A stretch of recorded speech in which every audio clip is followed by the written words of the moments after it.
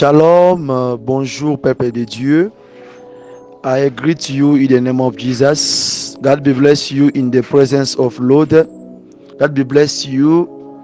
God be bless you. God be bless you. Que Dieu vous bénisse dans sa présence parce que nous sommes là.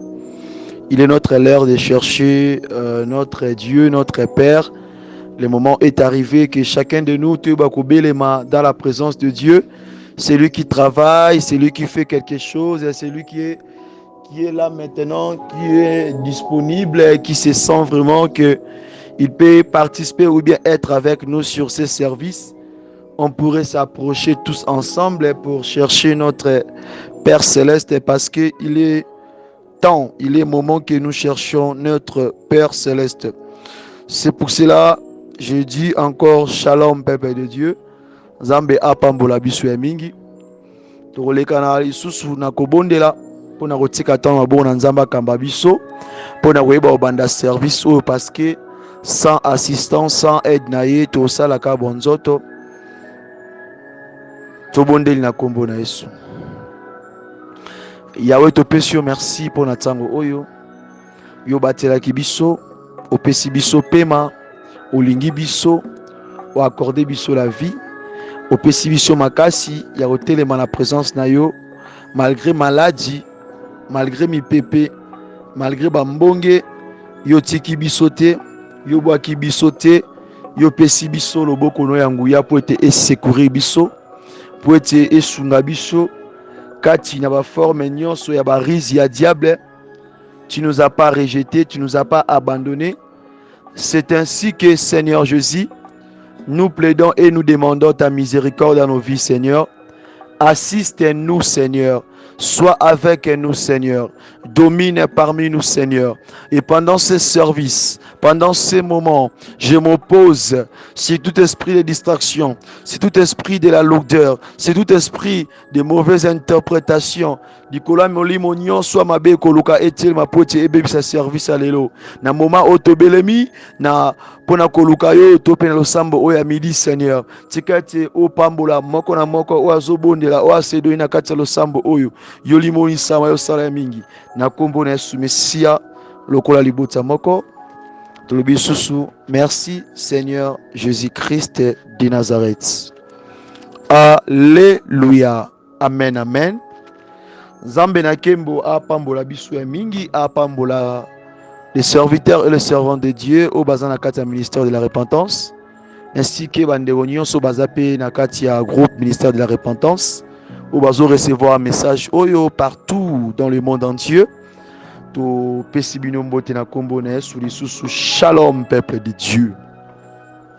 Sans plus tarder, vraiment tikate Yesu Christo atomo makati na biso azala au centre, azala au milieu, azala au-dessus de nous et de nos problèmes et de tout ce que nous sommes en train de vivre et de passer. Sans plus tarder, toketanga na kati ya livre ya Esaïe 38, je m'excuse, dans le verset 1er tina 6. To sali lecture na kombo na Yesu. En ce temps-là, Ézéchias fut malade à la mort.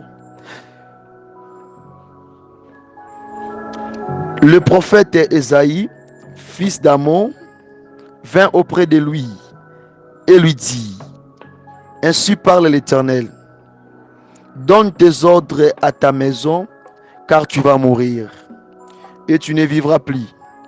Ézéchias tourna son visage contre les murs et fit cette prière à l'Éternel: Ô Éternel, souviens-toi que je marchais devant ta face avec fidélité et intégrité de cœur, et que j'ai fait ce qui est bien à tes yeux.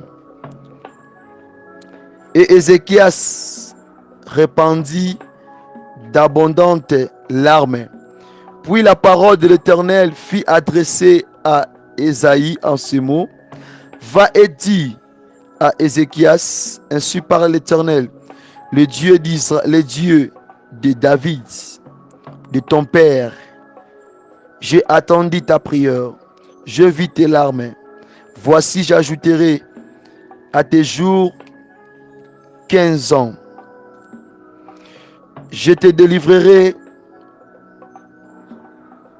toi et cette ville, de la main du roi d'Assyrie.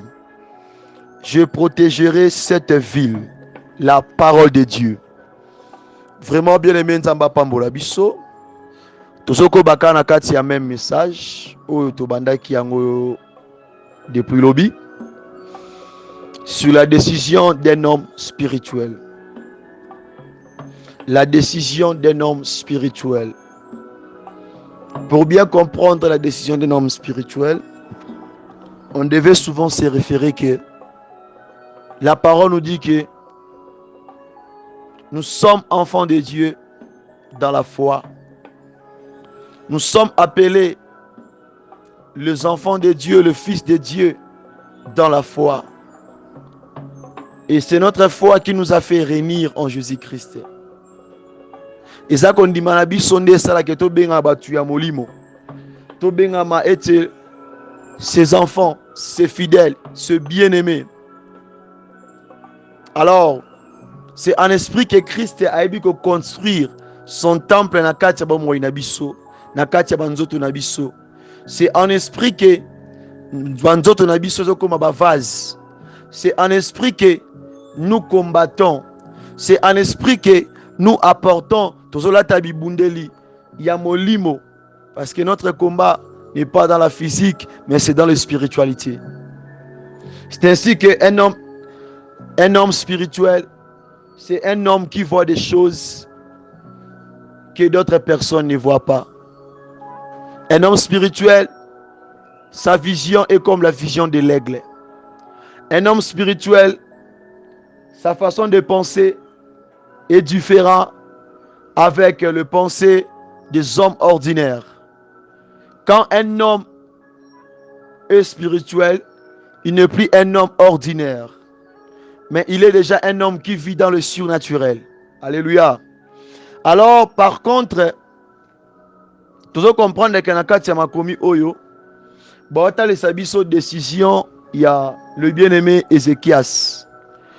Le bien-aimé Ézéchias a Belaki, et puis il m'a dit Kobela, ils a dit ya maladie au soki mutazo bela yango, c'est-à-dire que ils alaka na sokis nango zaka aliwa. Donc solution nango zaka aliwa. Donc maladie wana dans ton mutazu yango, c'est-à-dire que atikali na mikolo, même pas ba moi mais mikolo. Donc ils a genre maladie oyo, et puis ça remutu tenter à continuer sous ce côté les magotambola. To côté les mais sous on dirait même pendant des semaines, pendant des mois. Ça va genre maladie oya kapona et enchaîner un homme directement. Alors to simbagi ba point un peu belé. La première tout le béa qui sur cet homme au moins nazala qui gravement malade. Ouais wanda ko koya à tout moment. Tout à l'heure comment est-ce que Tokyo comprendre la décision d'un homme spirituel face à des choses que le monde ne peut pas résoudre. Puis Tokyo sous kolobele sous été na point où etalaki Josaphat, même aussi la femme veuve. Josaphat, la femme veuve, la Surnamite. Tous ces gens tombent au sel en Zambé. Au sel en Zambé et leur pensée était en Dieu, était en Jésus-Christ. Tombent au sel en Zambé, bandeko moi te lokola baton nzoto. Le coup la moto a marché dans le charnel. Mais bandé comme on a du loin. Bandé comme on a mosika. Bandé comme on a homo kileko monati. Comme la femme Surnamite. Bandé comme on a les présenter. Mais bandé comme on a loin la vision de l'aigle. Alléluia. Alors Ézéchias fait Azaki gravement malade. Puis comme Azaki moto andé ko sel ensemble. Comme Tobi toujours que la parole dit toujours que notre Dieu, il fait rien en secret sans avoir révélé ou parlé à ses serviteurs, les prophètes.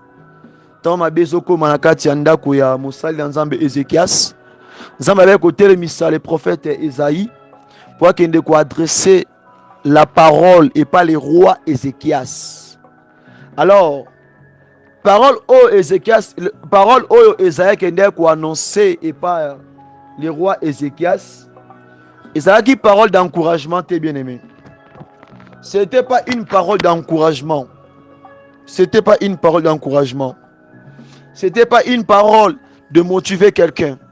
C'était pas une parole de bénir quelqu'un. C'était pas une parole de fortifier quelqu'un. C'était pas une parole de paix. Mais c'était une parole qui vient briser. Qui vient plutôt torturer le cœur de l'homme. Qui vient plutôt faire pleurer l'homme. Imagine que mtu ana kati ya maladie. Mtu o azobela. Mtu o azolela. Mtu o aza ko se plaindre. Mtu o aza na kati ya difficulté moko boye. God bless you. Mtu azotalisa nzambe ke par rapport à maladie azoleka nango. Par rapport à circonstances ozo vivre. Par rapport à makambo ezokomela ye. Mtu azoyebisa nzambe papa kanisa nga nazobela talanga boye. Mais ba eli ye prophétie ke nengo zawana malade ozobela ke ozokufa. Imagine bien aimé. Imagine. Imagine. Mais tant dimension à l'eau bongo.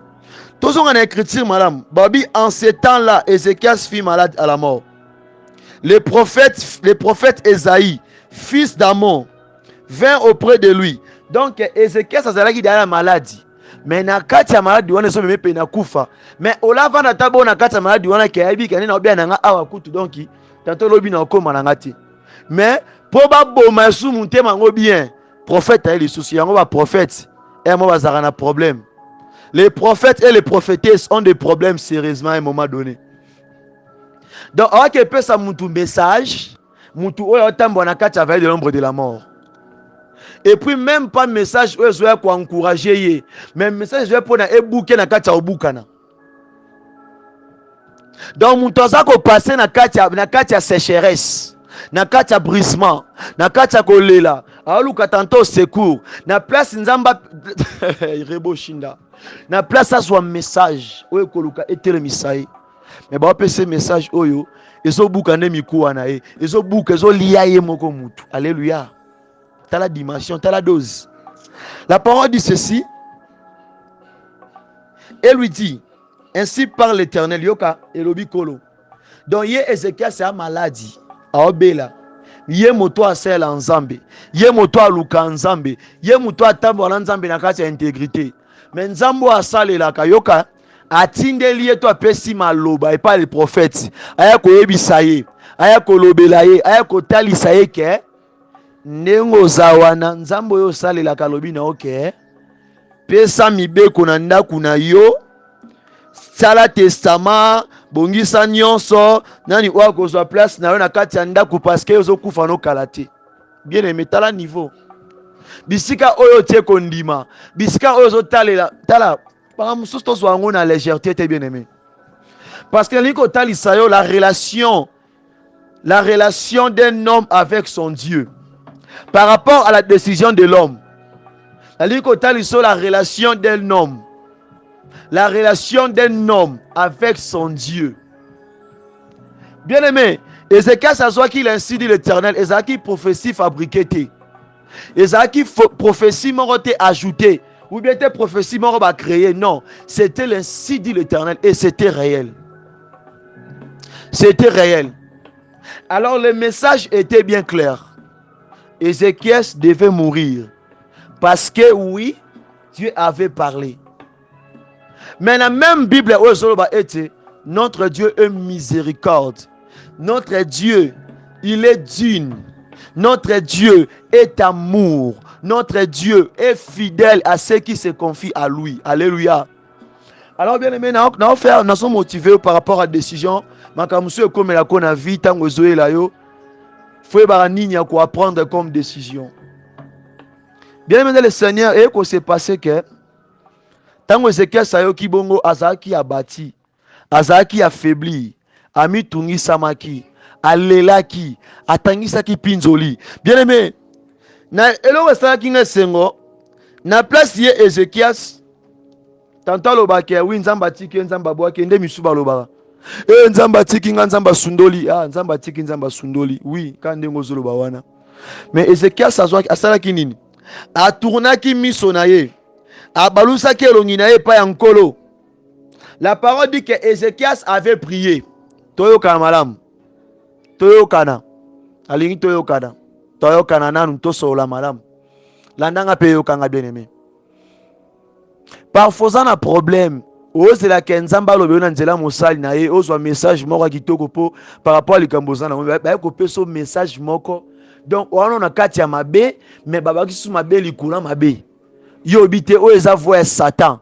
Te o eza voix diable. Te ndeni esprit de mort te. Oui, c'est ça. Quand Dieu te parle, ezaya malamu ezaya mabe yenda za auteur na yango. Siko yo sengo sanini. Tala siko relation ni nozana ngona nzambe. Relation ni nozana ngona nzambe. Pona olobela nzambe. Pona o parler web sans nzambe par rapport à likambo le kanango, la relation qui compte. La relation qui compte. Oui, Dieu peut parler. Mais ceux qui sont conscients. Oui, oui, papa, oh, lobby, eza bongo fona kufa. Mais papa, nako kufa siko, ten papa. Papa, oh, ngana sali, oh, ngana on sala. Et a été pona kufa lelo, papa. Parce que j'ai d'autres projets qui sont réalisés. Au cours de avant boité, papa.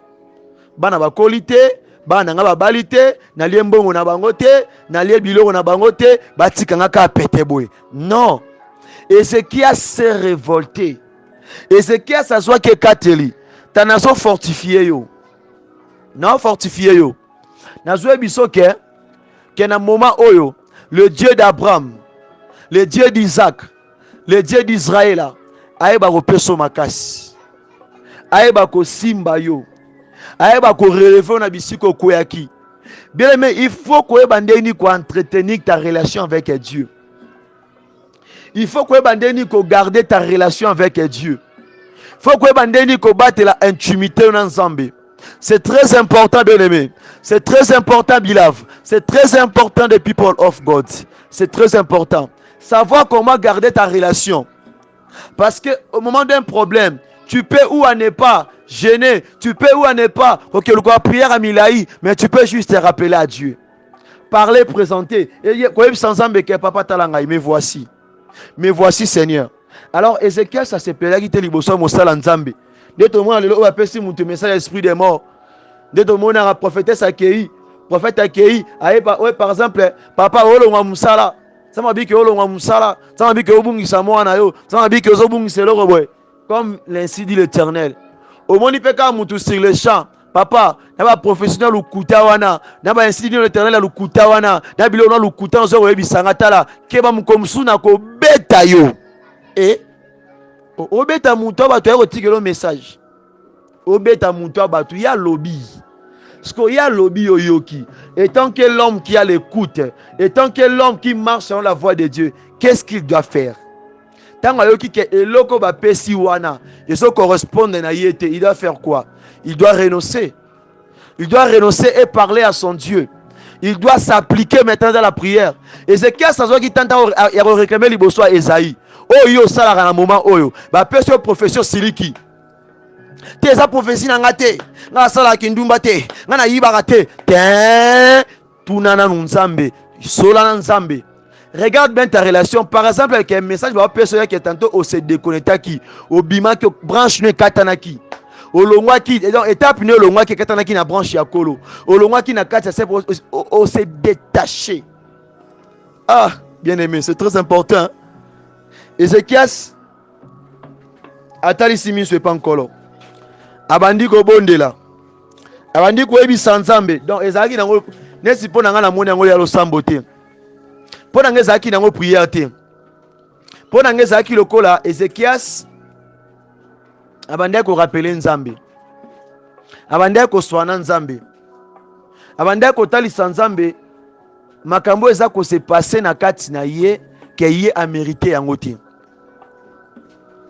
Bilo mususu, tu n'as pas droit d'aller réclamer chez les gens. Même chez les hommes de Dieu. Mais tu as droit plutôt de parler à Dieu toi-même. La parole dit qu'à l'instant, tant Yoki abandi qu'on s'adressait à l'Éternel. Il n'a pas attendu demain. Il n'a pas attendu après. Il n'a pas attendu après des semaines, après des mois. Non. Là maintenant. Là maintenant. Il dit ceci, aura le sambo oyo. Éternel, souviens-toi que je marchais devant ta face avec fidélité et intégrité. Et que j'ai fait ce qui est bien à tes yeux. Ézéchias répondit d'abondantes larmes. La parole dit que Ézéchias a simbaki point liboso lobini nike Yahweh kanisa ngai. Oh my Lord, remember me. Remember me. Souviens-toi de moi. Kanisa ngai. Bien aimé, parfois, toti kana kolobaka ke babilo to loba ke ote. Ngana lembi na go pesa. Na lembi na ngako sala.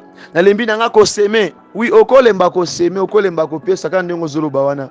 Mais quand tu as un problème, qu'est-ce que tu vas parler à Dieu? Papa na banda ko pesa menatika po makambo komela ngai pa basali na yo e baisanga na opesa.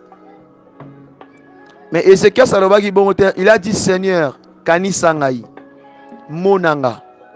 Kanisa ngai parce que natambolaki malamu liboso na yo. Na kati na bosembo, na botosi, na droiture ya motema. Donc azalaki na culpabilité pour na moto te, azalaki na incrédulité te, azalaki na kanda ya moto te, to po na kolobela. Donc amema lokola kanda moko na motema na ye, soit disant lokola frère Paul abetaki yo libaku, okanela frère Paul na motema na yo, po pesaka frère Paul mutuka, opesaki frère Paul osombelaki ye veste, osombelaki ye ketch, osombelaki to futelaka mbonga ndaku. Alors ndelo kosenga nzambe pa opesaki po nzamba Paul asalela yo pona eloko zoka wana ozwa te okuzi motema oti yango libanga. Alors mokola problème ozoe bateli na koyebisa nzambe ino rappelle parce que na motema non tu as des blessures. Tu as des blessures. Bien aimé, garde ta relation avec Dieu. Que personne te sépare avec Dieu. Que personne te détache avec Christ. Oui, malgré ma combat, malgré mes pépés, malgré ce que tu vois. Oui, Ézéchiel peut dire, prophète Esaïe, que alors nous avons la zanza mandine. Tant que moni liwezo pas nangai. Tant que moni koufe bele melangai. Et ça ngino sani. Et ça ngino lobani. Et ça ngino sanzambeni. Et ça ngino belanzambe lolini. Mais Ézéchiel attaque muntu na ye na se. Pona koluka nzambe ami kitisaki. Bien, mais il a dit que je fais ce qui est bien à tes yeux. Et il dit que il a commencé de pleurer. Alela ki makasi liboso nzambe. Et aotangisa pinzoli na ye, pinzoli o eza na raison. Ezate lokola pinzoli ya crocodile. Azole la mesoko tieli ye nyama wana rolia ye. Misuba za bongo. Il y a des chrétiens dans la présence de Dieu. Là. Oh my father, my Lord, oh help me, I need you now. Come. Oui, oso benga, oso lela. Yom to bengo so ila metana mutema ondezali. Tala mutema ondezali. Est-ce que yo mandengo zana au mérite na relation madame Nzambe? Hein? Au mérite yango. Qu'est-ce que tu peux parler à Dieu na midi à lelo? Parce que to soana Nzambe lelo, to soana Nzambe. Chacun de nous va causer avec Dieu, va solo avec les dieux. Hein? On va parler avec notre Dieu cet après-midi. De parler d'abord à Dieu ou aborder ma point na yo. Hein? Ézéchiel dit que j'ai fait ce qui était bien. Bien aimé, ça passe si. Parce que si l'évangile n'a pas encore influencé ta vie, ça sera très difficile. Très difficile. Très difficile de vivre à la main de Dieu. Même si les bossois les camobres, même si les bossois obstacle à ça sera très difficile. Bien aimé, il faut faire à tout prix que l'évangile ait influencé vie na yo. Et comme ils sont motoasika, et quand on a katia misisa, et quand on a katia mikuwa na yo, et quand on a katia pensée na yo, et quand on a katia cerveau na yo, yelo nyoko wabungisa, yelo nyoko kwa kolimbisa te. Yelo nyina mutema no kwa kolongola yango te. Peut-être que l'ensemble papa talanga imona ngai mais na mutema nzai mo saluer parce que tu as un cœur très dur. Tu as un cœur d'incrédule. Tu as un cœur de culpabilité, bien-aimé. Ézéchiel s'est répandu. Et Ézéchiel, il a parlé à Dieu. Bien-aimé, il a prié. On a expliqué qu'à libosu Ézéchiel. Nabino ke malembe. Na oki mambangute malembe. Il y a au moins 2 cas mais na simbi kama olelo. Na poko na expliquer deuxième cas. Na otali sa deuxième cas. Na pourquoi? Par la grâce de Dieu. Na otali sa deuxième cas. Na première quand natalisio comment est-ce que Ézéchias azalaki na relation ya malamu liboso ya Nzambe? Comment est-ce que Ézéchias a ko adresser prière na liboso ya Nzambe? La parole dit que c'était pas demain, c'était pas après, c'était pas ou bien quelques semaines, ou bien quelques jours, ou bien quelques mois. La parole dit que tant que Ézéchias a ko adresser le samboné pas nkolo, Dieu s'est manifesté, Dieu a agi, Dieu s'est levé, Dieu il a agi complètement sur son cas. Mais plutôt par exemple que ta foi n'est pas bonne, parce que ton cœur est tortueux, parce que ton cœur est rempli de mauvaises choses. Cherche Dieu avec sincérité. T'as la relation aux Nzambe. C'est d'abord la relation qui compte. Ta relation avec Dieu. Ta relation avec Dieu. Ta relation avec Dieu. C'est très difficile. Ceux qui osent linga osa la batu bolamu. Mais oyebi leçon ya pertité. Oyebi leçon te ke ya komata ko kita. Et osa difficile. Okanga tout le monde les ingrats. Osanga batu na bango. Mais soro lingo sa bolamu. Oyebi ke mbwato osa la bolamu. Kana bango nyonso muto afuto wana zate muto afuto Nzambe. Là tu vas réussir. C'est comme Ézéchias avait réussi. Vous pensez que bolamu wanda ko sala? Ndenga banda ko tambola, ndenga zaki intègre, ndenga nda ko sa nyonso ya malamu liboso nkolo. Okansi ki azaki na bato de banda succès mitema. Vous pensez qu'il n'a pas croisé de faux pasteurs, il n'a pas croisé de faux prophètes, il n'a pas croisé de faux hommes de Dieu, il n'a pas croisé les escrocs, il n'a pas croisé les aventuriers, il n'a pas croisé les gens il n'a pas croisé les gens au baluka balongoye dans la présence de Dieu. Non, il a croisé tous ces mondes-là. Oui, je confirme cela. Mais il a gardé toujours des bonnes choses. Il a gardé sa relation avec Dieu. Bien maintenant quand le sambo on a sauté le komoko, yeba ko battre la relation na Nzambe parce que tant ozo bon de la awa et lo wali boso sala ke olaksa olobela Nzambe. Oyebi sans Nzambe par rapport à la relation on a eu. Ozoyebi sans Nzambe ke poto bon de la biso nyonso. Ozoyebi sans Nzambe ba sacrifice o salaka. Ozoyebi sans Nzambe lolengo se privaka. Imagine que o gêné mozobela. O gêné mais oza passe na estomac. O gêné mais oza maladie. O gêné mais na kata ndaku bana obana eloko oliate. O gêné mais obala te. O gêné mais ozobota te. O gêné mais célibat prolongé. O gêné mais ba dossier n'est pas bloqué quelque part. O gêné mais car ndengo zo gêné wana. Il y a des gens au ba se ka pembeni nzinga nzinga. Tant de quoi moi sur l'exalaire na yatsa makele butumo bimba ko ganga ko bondela en fait alukanini peut-être yo pour le cas makambo na loba au fino déjà changea au coma stable au ebi citation malamu wanda ko bondela oluka Nzambe lipapa ko katana pantala ko toboka lipute nzuluka nakata ndaku ya okauka elonga malonge zate. Oui, mais pourquoi tika kite? Parce que on a combattu la relation ensemble. Maintenant, c'est à cause de quoi? Des sacrifices que tu as fait. Maintenant, biloko mi kiende lingesa nini et retiré ensemble. Parce que mokolo wana kaka nde prophète Esaïa yaki na kati ya Bible il y a eu des rois, des rois méchants. Quand on peut prophétie à boye, balama kwa lapide ya bomio. Alors le roi Ézéchias est capable ya ko lapider ya ko boma même Esaïe, ya ko effacer vie à prophète Esaïe. Il était capable de le faire.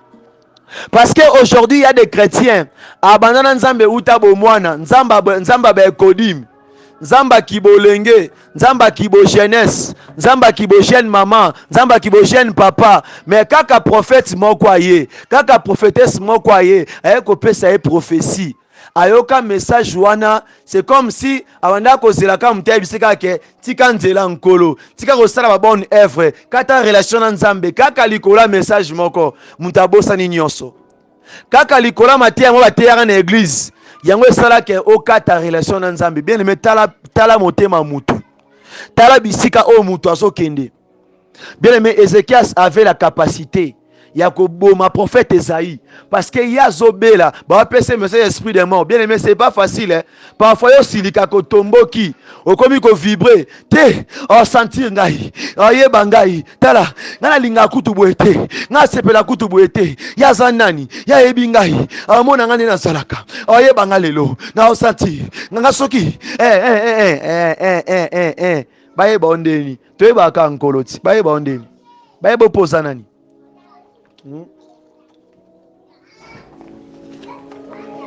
toyeba ko poza mutu waza ancien mokili humain comme tous les humains qui a le sang avec l'eau qui coule dans ses veins dans ses veines puis je m'excuse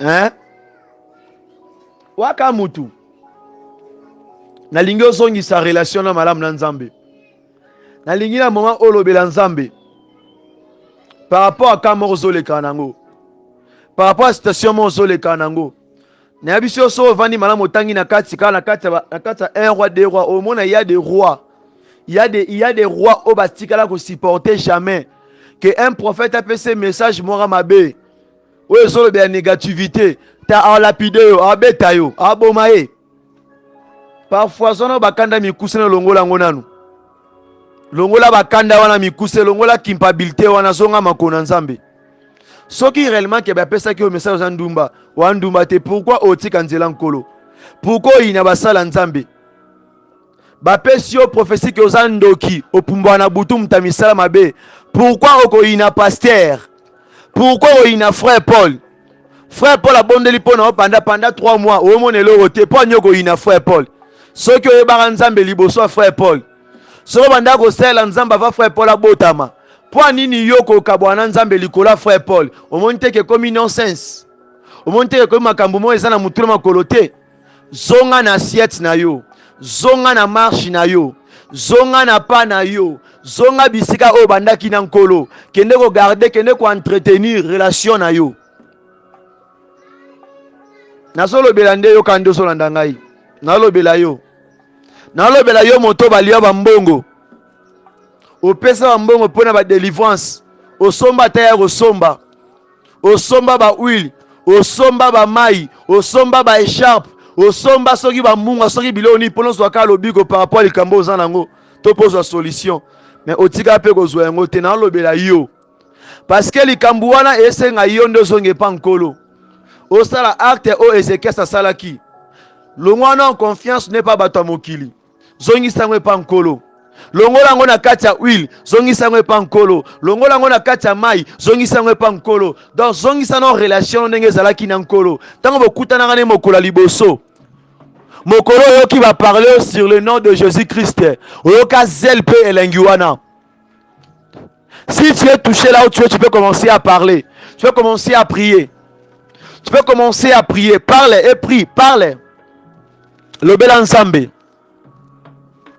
Si tu es touché, banda au bonde là.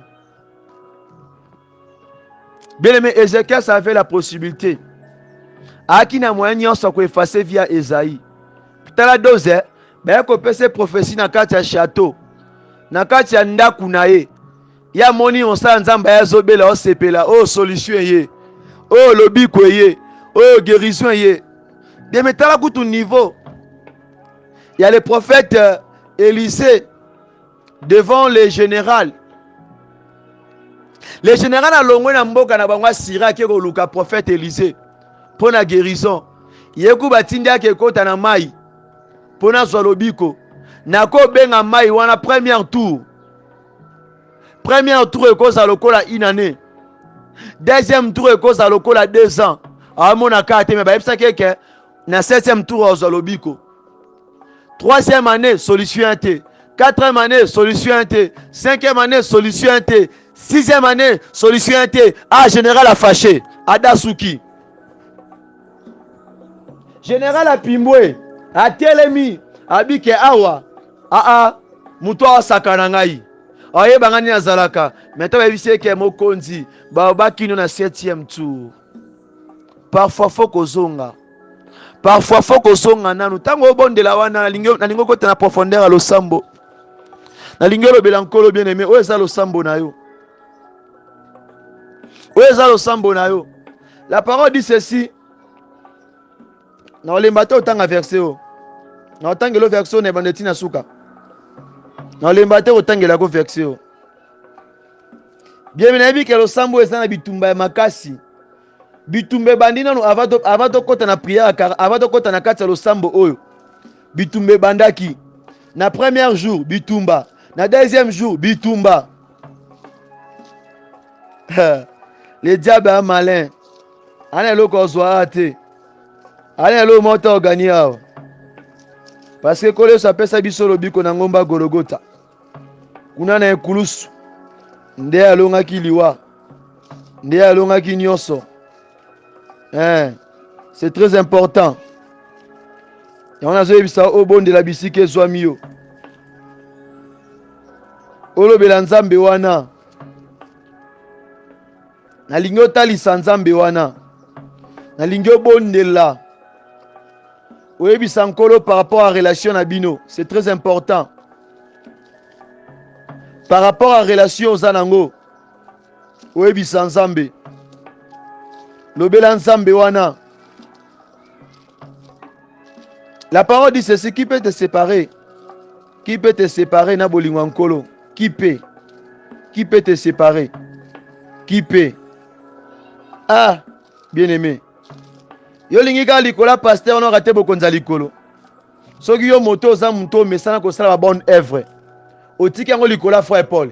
C'est que oyambaki nzambe likolo na ngai. C'est que Yesu wana lobenga wana ezanga nde Paul. Eza exemple na opesa yo. Soki Yesu wana yo lukaka, o banda ko sambela uta bo mwana, c'est que ezanga nde Paul. Pour ceux qui sont été Paul, tu peux jamais arrêter de prier. Tu peux jamais arrêter de faire de bonnes œuvres. Parce que y a des obattre ta relation avec Dieu. J'avais dit dans le lobby que autre personne va s'alimenter pour nos bonnes de la prière 1 heure du temps. Autre personne leur vie va donateur, va donatrice. Oui, ce n'est pas tout le monde qui va côté na kati ya prière qui na koluka nzambe ba bandi ba 40 jours et nuit, non. Il y a cela leur vie na bombo ina bango et salema pour na ba bonne œuvre. Donc yelo sambo na salaka ya tanga pesa ka mutu sana biloko, tanga pesa ka mutu ya kolia, tanga pesa ka mutu ya kolata, tanga futela ka mutu ndaku, tanga ozo a charge a mosala nzambe, nde yango zo battre la relation ina nzambe. À part d'abord la sanctification via sainteté, oui. Ce sont des choses wana oe bomba kananu, oe zo bomba libota mutu, oe zo protéger, oe zo pesa assurance na musala, na ba affaire, na libala, na mabebele o salaka. Biloko wana, à part la sanctification et la sainteté, po wana za pona bokonza likolo, mais pona biso batu na sia mokili oyo, biloko na otanga wana, ça joue un rôle très important. Ça joue un rôle très important dans nos vies, dans nos familles. God bless you. Ça joue un rôle très important. Il ne faut jamais mépriser ces choses. Parle comme Ézéchias. Loba pona vie na yo moko, dalinga loba pona vie na yo moko. Si les œuvres que tu as fait, nana deka mena lobelika kamoko. Par la grâce de Dieu, on continue sur la pourquoi pour expliquer que quand on a mis balé.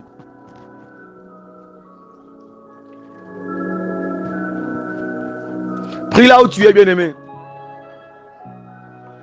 Yebi sans ambewana. Tali sans ambewana, parle à lui. Asoyoka. Alors, ce que moi je comprends, oh nzamba asalaki epa ya Ézéchias ezalaki test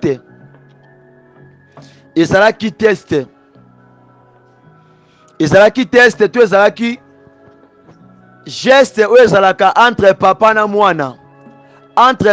mwana tomona yango souvent mon papa osalisa mwana ebage mon pe mama akoyebisa ke oui yo vraiment osano mwana nga te bosa mpe ba air moko ba présenterie, c'est ça na kati ya libota to pe na kati ya famille omoni pe air moko par exemple papa kosali neti kobela pour atala moi il y a un souci na ye atala na kati ya bana. Alors c'était aussi même cas par rapport à Dieu na Ézéchias. Alors ce qui Ézéchias appelle ça qui ensemble mabe mukolo wana bien aimé. Ce qui répondait qu'à mabe il allait mourir. Il allait mourir. Bien mais tu peux perdre oko bungi samir oko kwei samir oyo. O banda ko tonga depuis na fondation. Tu komi na 10e ligne. Tu komi na 10e ligne. Oko kwei samir wana kana eloko wa mukie. Yango moni faut ça ka souple. Il faut ça la ka souple. Oko bebi sa relation na Nzambe likolo finga basali na ye. Parce que la parole dit qu'elle ne touchait pas ses oins. Surtout pour vous. Surtout pour vous. Surtout pour toi là. Qui s'est habitué à chaque fois que finga basali ya Nzambe. Pona yo mona na mokili oyo. Ke mosali mama malamu azala lisuste. Bango nyonso miyibi. Bango nyonso bato ya kisi. Bango nyonso ba escroc. Bango nyonso bandumba. Non. Toi tu n'es pas leur maître. Toi tu n'es pas leur guide. Toi tu n'es pas leur patron. Toi tu n'es pas leur boss. Toi tu n'es pas leur leader. Leur leader est là aux cieux. Toi fais ton travail. Toi occupe-toi de tes travails. Yo sala o nzamba pesi yo. Sala o ekoki na yo. O lukate o déborder ba limite. Ceux qui ont débordé ba limite, o ko pousser pe nzambe. Akanga o esenga ki yo zwa. Bien-aimé zongi sa relation na nzambe. Entretenir yango. Bondela bisike zwami yo. Na kombo na Yesu. Na kombo na Yesu. Eh.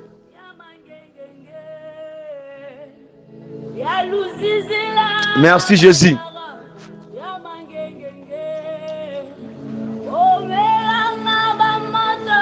Lobela nzambe par rapport ya kana yo. Yebisa nzambe liboso makambo ezokomela yo. Ata mosali alia ko mbongo. Oya yiba ko mbongo. Oya kosaka yo. Oya zokisa motema na yebisa ka nzambe papa. Kanisa ngai. Un jour nalesaka mosali moko. Na futelaka ndaku. Na sombaka bwe na sala kibwe akanisa yo.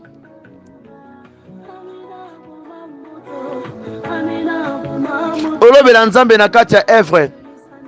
Na kati ya mosana ye. Pourquoi pas Ézéchias avait dit Seigneur,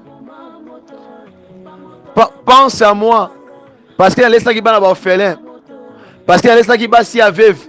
Il a dit Seigneur, souviens-toi de moi. Natambola ki boyi. Natambola ki boyi. Dans la fidélité. Dans ta crainte. Nasalela ki yo. O ezala ki malamu. Yes.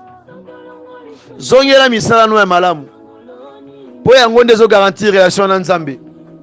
Yango esala ke Nzamba batela yo. Pono tika na poste musala wana. Yango esala ke tango oteka baklinya bazo ebele. Waneza biloko eza physique. Toi na kati ya plan financier. Toi na kati ya makambo etali santé. Toi na kati ya makambo etali ba activité na yo salaka. Pourquoi tu vois, pourquoi tu vis la main de Dieu? C'est à cause de quoi? C'est à cause de ce que tu es en train de faire. C'est à cause de la semence au semé. Il y a œuvre aux sala. Ba bonne œuvre wana. Otika yangote. Tali sans Zambé. Tu peux prier, oui, c'est bien. Tu peux parler à Dieu, oui, c'est bien. Alors si tu es un homme que Dieu appelle son motema osala makamna oloba awa. Tu es un homme oh lingate au mona mosala nzambe to une femme, un papa ou bien une maman, je m'excuse. Ou lingate comme mona œuvre de Dieu est noyé to ekouya ka bébé bakabwe. Alors lola okoma mutama be okoma na incrédulité parce que oyokaki, parce que babetela kio, parce que frère Paul asalaki, frère Paul azaye souté. Na encourager ma bête. Na lingite que un jour osanga bokonza likolo pona frère Paul te. Na lingi que un jour mokolo maranta koya yo poza la sauver. Yebisa nzambe par rapport à likambo na yo. Tantôt finance de kangami, tantôt libala no baby, tantôt bungisi kimia, tantôt okomaka nzoto wa maladie, tantôt bungisi oye sengaki obikela. À cause de quoi? Parce que tu as abandonné. Parce que tu as abandonné. Parce que otiki o banda kosala. O mona ke depuis tika o banda kosala kati ya musana nkolo. Depuis abandonner œuvre wana. O mona ke fini komika boy. Atozo li atozo ata mona ke fini ndenge zaki te liboso. Ozaki une femme de prière. Ozaki un homme de prière. Ozaki un homme qui servait Dieu dans la sincérité. Mais depuis Obimaka, on se déconnecta.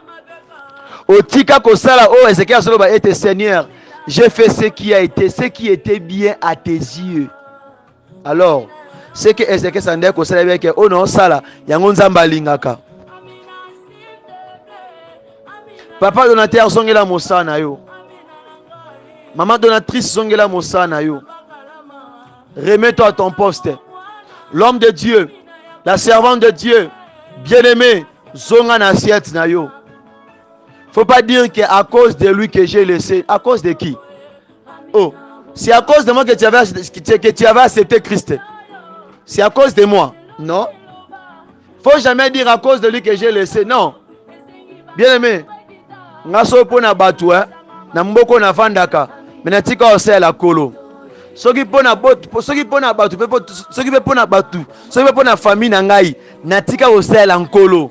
Parce que na tangi, na ba titre, ya classe. Mais nzamba kanganga na kati ya musane temps plein. Natiki ba serve na déposant combien de fois?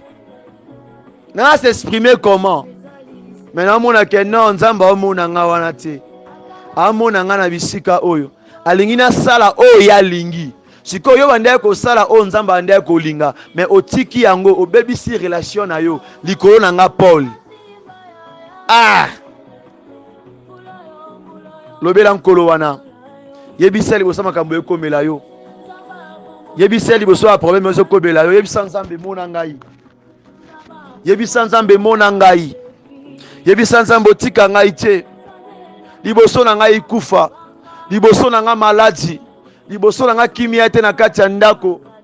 Na papa ya bana se sera chez koti ya makasi. Dans notre couple, il y a toujours des problèmes. Il y a toujours des choses qui ne vont pas. Qui ne osent que malamu te Seigneur. Surtout natan oyo. Na moment oyo ezaka bino kaka. Na dossier na makambo kanga me marché te. Parle comme Ézéchias. Ézéchias a se lamenta qui te liboso prophète.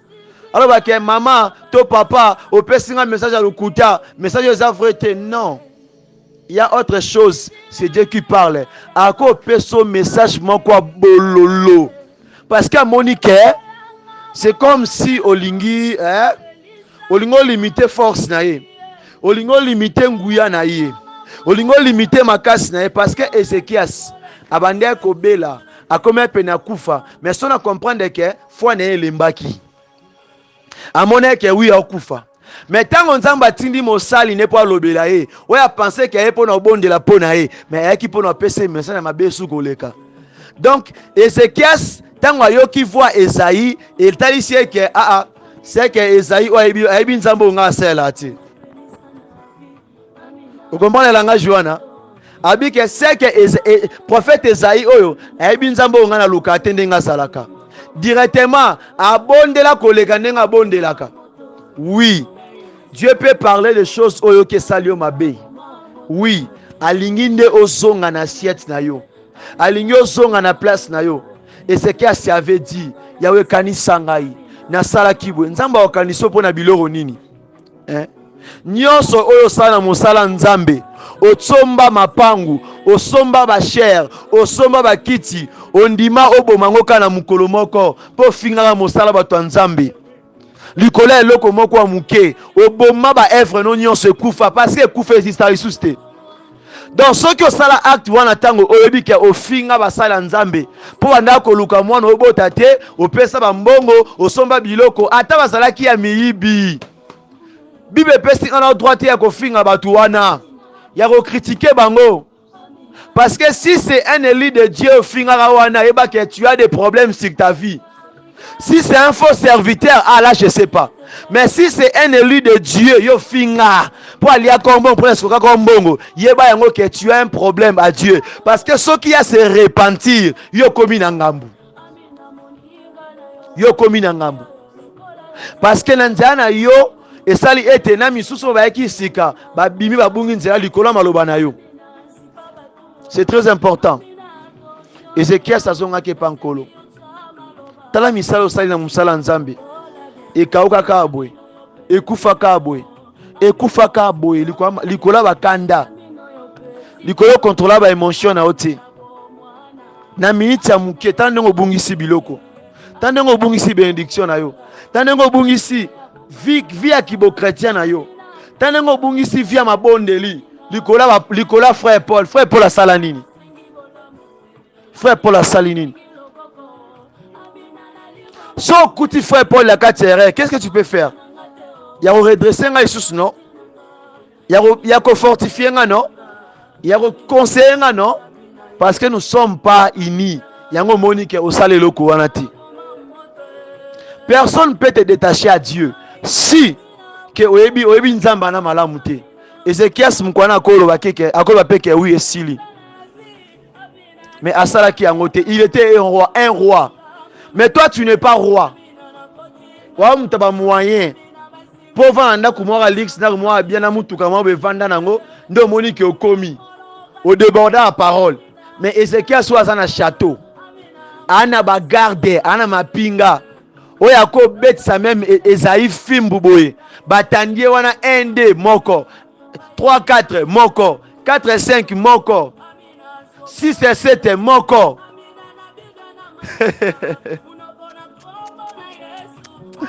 Mais à ça là qui a noté pourquoi? Pourquoi? Parle à Dieu. Lobela nzambe bien aimé bondela. Bondela. So sala pe mabe oloba mabe liboso asala nzambe. Pona kanda pona incident mo bekomaka. Tu peux te repentir, ce n'est pas encore trop tard.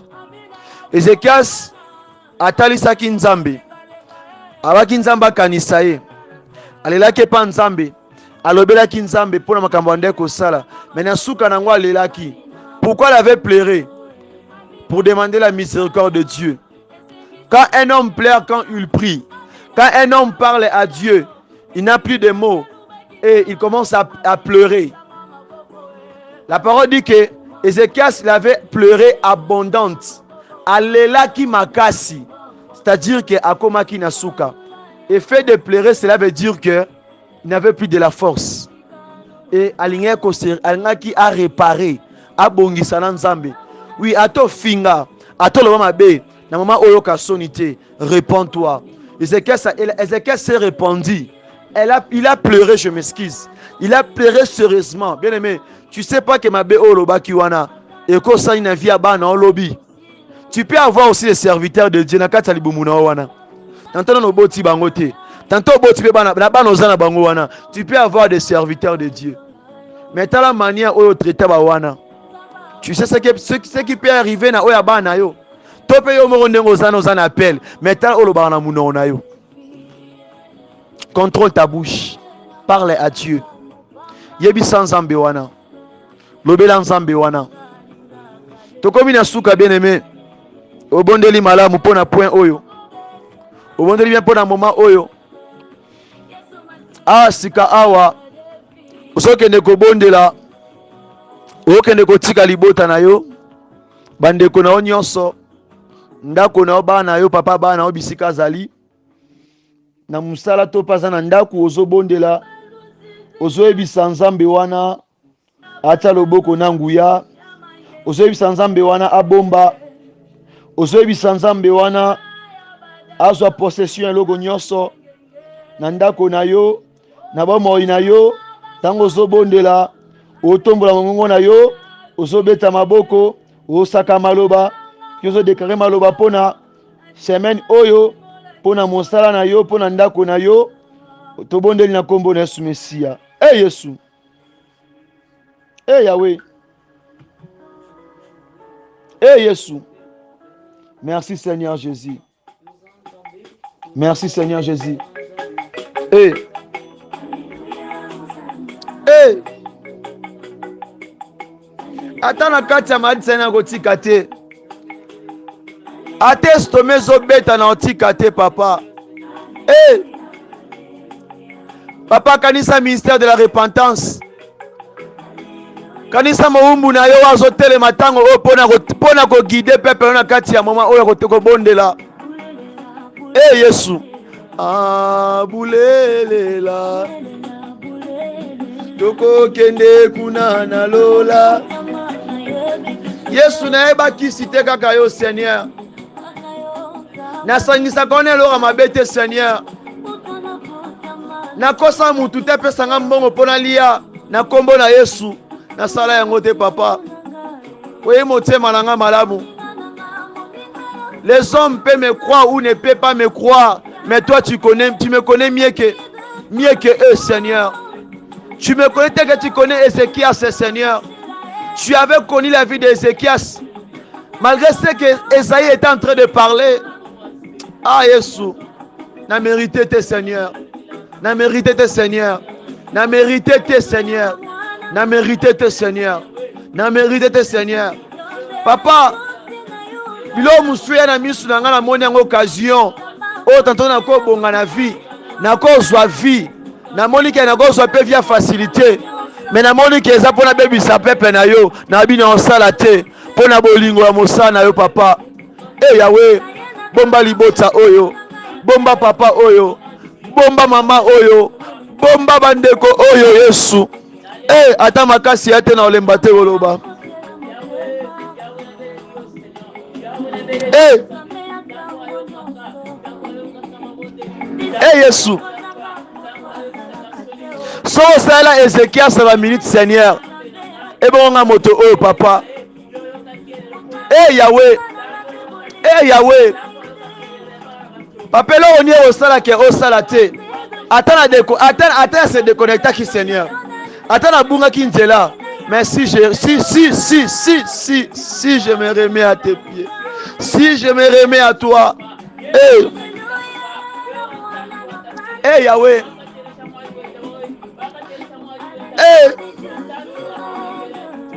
Ce qui est, qui sera jamais.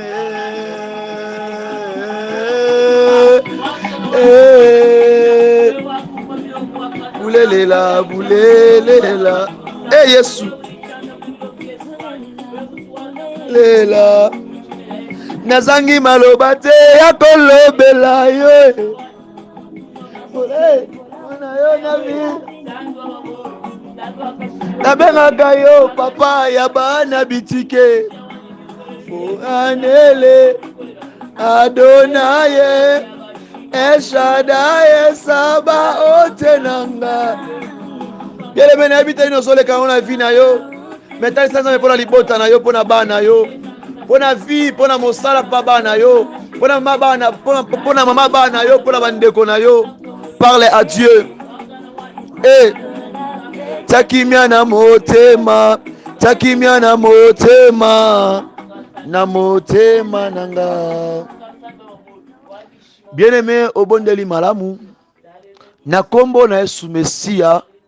Comme nous avons ainsi prié, que notre prière soit agréée, soit récit et koma na matoyi ya papa na biso apesa eyano na makambo ezokomela yo na ozo vivre aselo ya kokamwa alimonisama akota dossier na yo apesa o kimia qu'il soit ainsi nzamba restaurer nzamba pouvoir pour na vie na yo tika ete shalom ezala partage na yo na midi ya lelo na moment ozo message oyo na kombo na Yesu Messia lokwa libotama otolobi susu. Gloire et louange à toi, Seigneur Jésus-Christ. Merci, Seigneur Jésus. Que Dieu vous bénisse abondamment. Bye bye.